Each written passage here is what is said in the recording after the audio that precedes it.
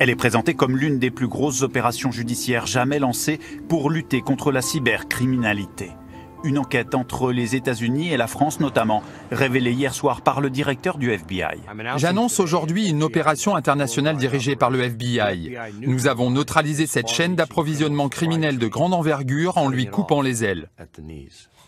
La cible, un logiciel malveillant baptisé Q-Bot, capable de prendre à distance le contrôle d'ordinateurs. 700 000 dans le monde, dont 26 000 en France. À l'origine, un pirate informatique qui envoie un mail en apparence anodin. En pièce jointe, le fameux logiciel espion.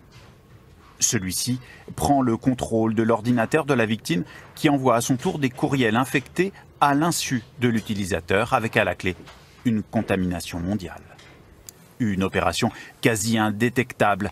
Les pirates, véritables cambrioleurs numériques, revendaient ensuite leurs accès à d'autres groupes criminels spécialisés dans le chantage.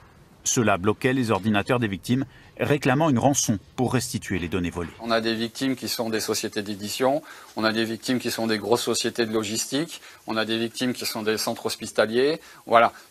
À partir du moment où la donnée a de la valeur, potentiellement ça devient une victime.